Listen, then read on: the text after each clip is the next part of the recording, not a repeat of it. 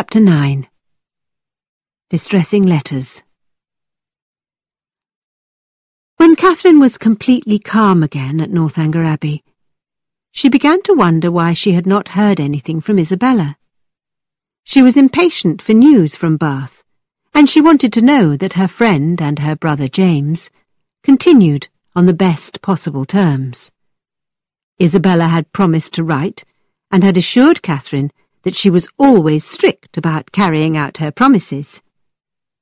This, Catherine thought, made it very strange that she had not received a letter from Isabella.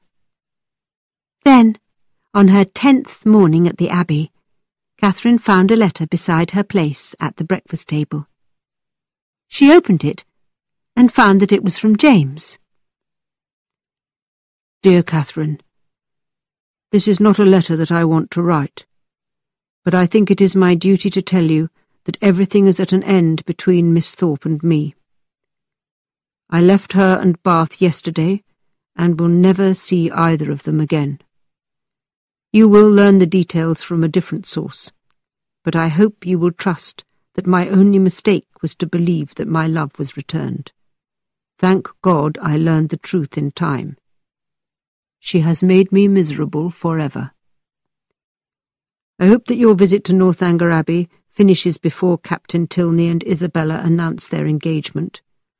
I have been a fool, believing her words rather than the evidence in front of my eyes. I wish that I had never met her. Dearest Catherine, be careful how you give your heart. Catherine sat at the breakfast table with tears running down her cheeks, and with Eleanor and Henry wondering how they could help her.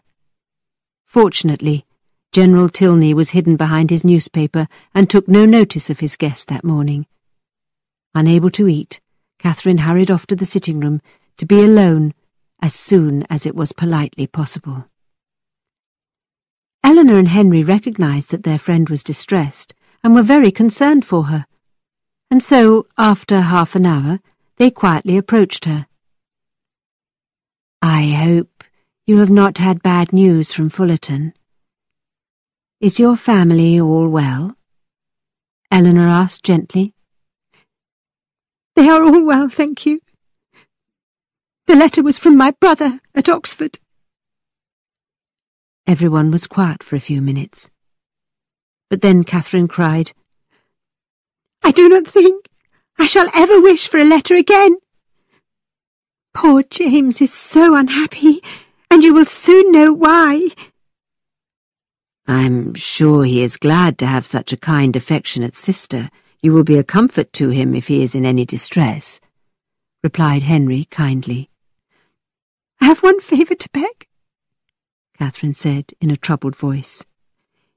If your brother, Captain Tilney, is coming here, could you please give me notice, so that I may go away? Frederick? Has this anything to do with your friend, Miss Thorpe? Asked Henry. How quickly you have guessed, cried Catherine. And now I understand why she has not written to me. But please, read what my brother has written. Both Henry and Eleanor read James Morland's letter, and Henry said, I am very sorry that anyone you love is unhappy, but I cannot believe that Frederick ever intended to propose marriage to Miss Thorpe. Then Eleanor asked, What can you tell me about Miss Thorpe's family? Does she have any fortune? Her mother seems a good sort of person, and her father is dead. They are not a wealthy family, and I believe Isabella has no fortune at all. But that would not matter to your family. Your father told me the other day that he only valued money because it allowed him to guarantee the happiness of his children. Henry and Eleanor exchanged a look. Then Eleanor said, I can imagine Frederick flirting with a girl like Miss Thorpe, but he would not respect her for treating her own fiancé so badly. He has never found a woman good enough to love, and this situation would not make him love Miss Thorpe. "You might be wrong this time, my dear sister," said Henry. "Surely Miss Thorpe would not break off her engagement to Mr. Morland before securing a promise from the other gentleman. You may delight in such a sister-in-law. Open, honest, lively, with strong affections, and nothing artificial about her emotions." "That kind of sister-in-law would be delightful," said Eleanor, smiling at her brother. "But perhaps," observed Catherine, "although she has behaved so badly to my family, she may behave better to yours. Now that she has got the man she really likes and wanted, she may learn to be faithful." "I trust she will be faithful to our brother," replied Henry, "unless she meets someone with more charm or even a better fortune. I think that is Frederick's only chance of escape." "You are right.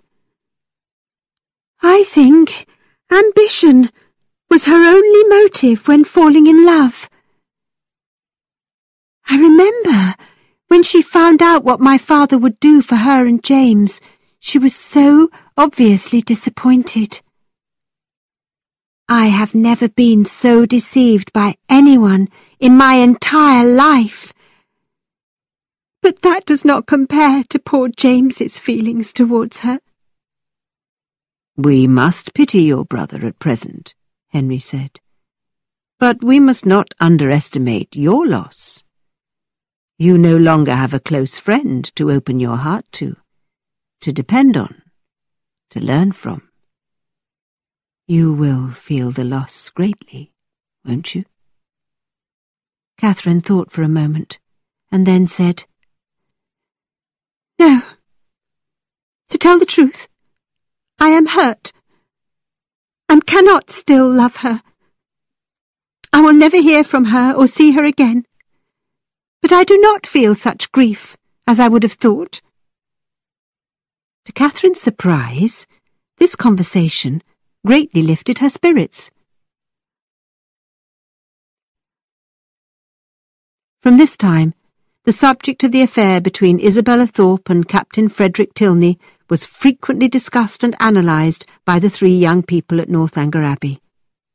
Catherine learned, with some surprise, that Eleanor and Henry were in perfect agreement about one thing.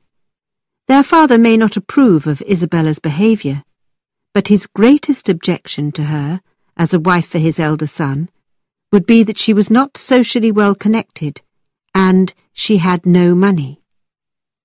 Such thoughts made Catherine think with some alarm about herself. She was as socially insignificant and as poor as Isabella, and if the heir to the Tilney fortune could not propose to a woman without money, would his younger brother ever gain his father's permission to marry someone like her? This worried Catherine, but she thought about General Tilney's generous attitude towards her and the special attention she always received from him. Added to this, more than once she had heard him dismiss the idea that money was the most important thing in the world. During one of their discussions, Catherine said, "Mr. Tilney, shouldn't you tell your father how Isabella has behaved towards my brother? Then he will be able to judge by her character rather than by her situation in life." "No," replied Henry. "Frederick must tell his own story if he asks my father for permission to marry Miss Thorpe. But I must emphasize to you that I do not believe that will ever happen."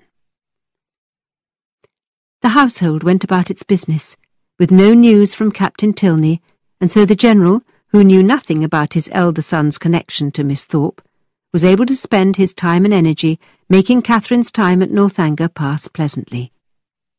He often expressed his anxiety about this task, worrying that she would be bored with the quiet life they led. He wished that there were more young people in the area, or more types of entertainment. He talked about hosting a large dinner party, or even a ball. But it was a dead time of year, and many of their friends were not at present in the neighbourhood. His worries ended one morning, at last, when he told Henry that he would bring Eleanor and Miss Morland to dinner at his son's house the next time Henry was at Woodston. "And when do you think, sir, I may look forward to this pleasure?" asked Henry. "I am going to Woodston on Monday, and will have business there for at least 2 or 3 days. "Well, we will take our chances on one of those days," General Tilney answered. "There is no need to make a firm date. We do not expect anything fancy. Just whatever you have in the house will be enough. We know that a single man cannot be expected to produce anything grand. What about Wednesday? Yes, you may expect us early on Wednesday."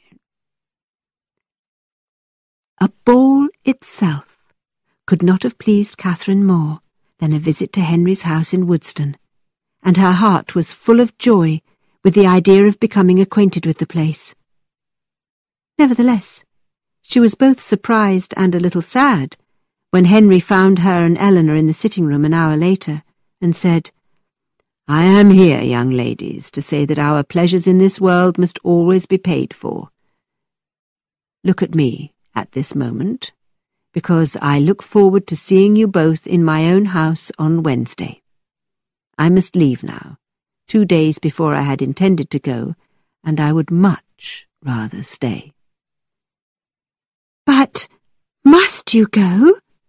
Catherine asked, with a very sad face.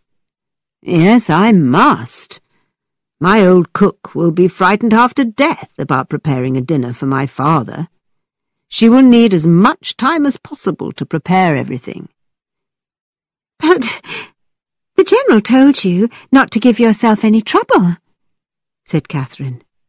Henry only smiled, and as he left he said, "I wish I could reason like you." Catherine always doubted her judgment, and agreed with Henry's, so she had to think about this. How could people understand each other if they said one thing so positively and meant something else? Only Henry and Eleanor could interpret what their father's words really meant. The hours from Saturday to Wednesday passed very slowly for Catherine. Everything was quieter, even rather dull, without Henry. Then she worried that Captain Tilney might arrive, and she could not imagine acting politely towards him. She thought a lot about her brother, and felt sad at having lost Isabella's friendship. Her only feeling towards Northanger Abbey itself was now one of embarrassment, and the idea of a country parish with a comfortable house was much more attractive to her. Finally Wednesday arrived, and by 10 o'clock the carriage left the Abbey with General Tilney, Eleanor and Catherine inside. And after an agreeable drive of about 20 miles, they entered Woodston, a large village in pleasant countryside. Catherine looked around, and believed that she preferred it to any place she had ever seen. They drove through the village, looking at the neat houses, charming shops and tidy gardens, until they reached Henry's house, at the far end of the main street. It was a newly built, large stone house, and, as they drove up to the door, Henry, with 3 or 4 energetic dogs, waited at the door to welcome them. When they were inside, the General, who seemed to think that Catherine would be disappointed by the house, began to defend it. "We are not calling it a good house. It does not compare to Northanger or to Fullerton, but we feel that it is decent and not inferior to the houses round here. I believe that there are very few clergymen in England with a house half so good." When the party entered the sitting-room, which was still without furniture, Catherine was delighted, and her comments satisfied even the General. "What a prettily shaped room!" she cried. "It is the nicest room I have ever seen. And it has a beautiful view. You must decorate it soon, Mr. Tilney, and enjoy it."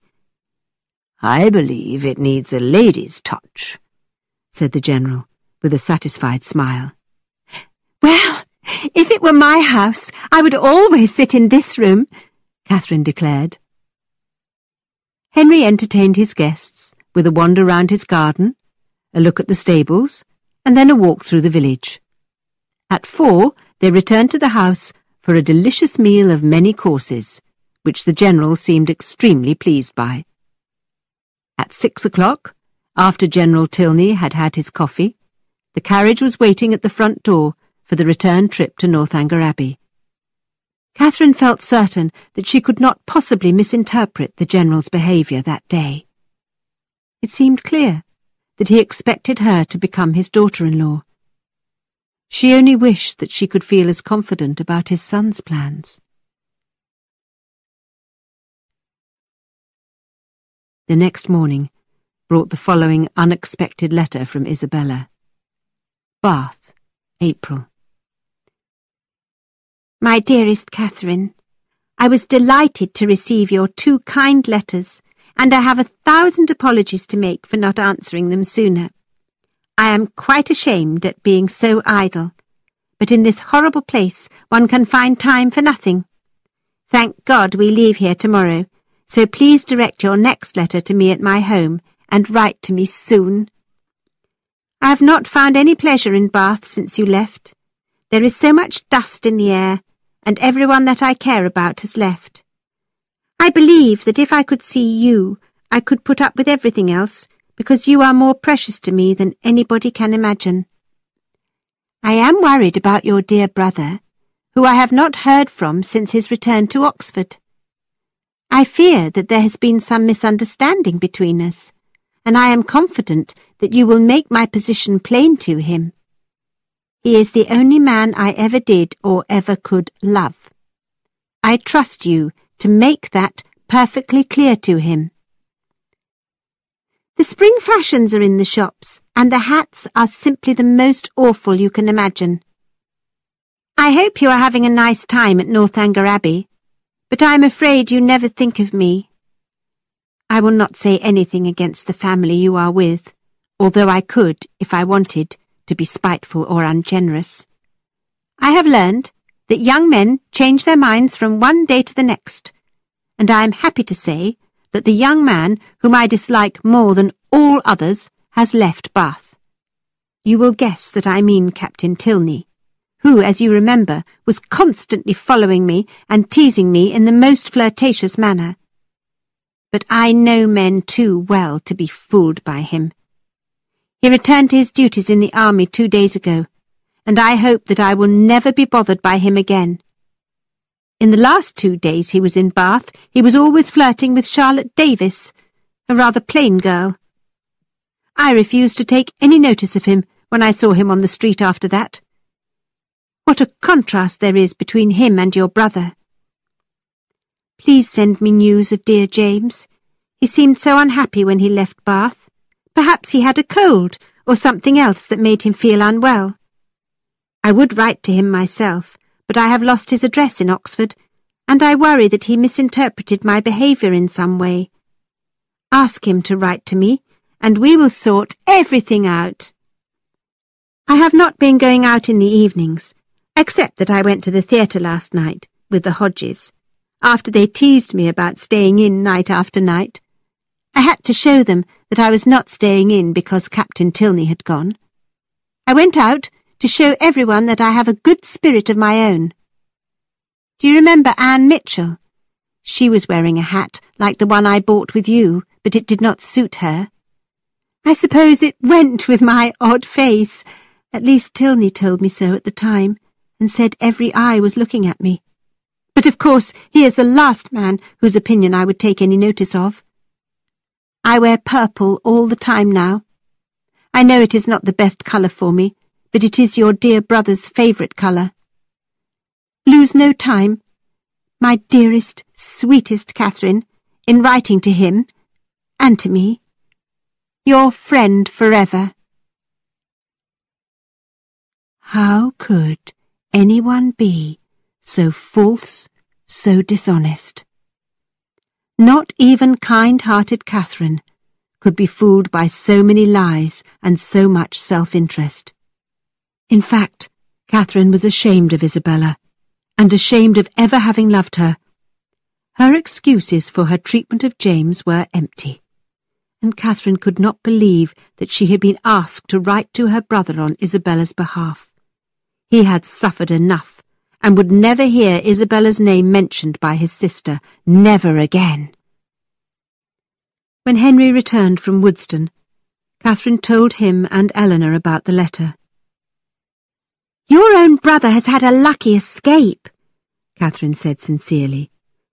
"And for me, I wish that I had never met Isabella Thorpe.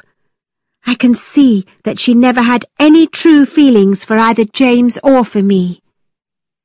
"It will soon seem that you had never met," Henry said. "But please explain one more thing for me," Catherine replied. "She was obviously pursuing your brother but did not succeed. But I do not understand Captain Tilney's behaviour in this affair.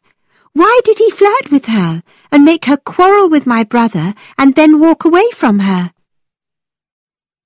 "I cannot explain my brother's motives, but like Miss Thorpe, he thinks very highly of himself.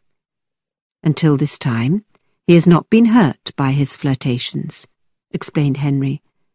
"I believe that he never really cared for your friend." "Well, I disapprove of this sort of behaviour," Catherine said quite angrily. "And I must say that I do not like Captain Tilney at all. I suppose that no great harm has been done to me or to my brother, but what would have happened if Isabella had lost her heart to him?" "But we must first assume that Isabella had a heart to lose, which would make her a different young woman, and so she would have received very different treatment from my brother," replied Henry. "It is good that you defend your brother," said Catherine. "And you must defend your brother's position, and understand that he should not feel sad about losing Miss Thorpe. He has had a lucky escape. Your own sense of what is right and wrong is so strong that you have not even thought of revenge against your friend. I admire you very much for that." Henry's admiration was enough to make Catherine feel better in any situation. She was determined not to think that Captain Tilney was completely evil. She decided she would never answer Isabella's letter, and she tried not to think about what had happened in Bath between those two ever again.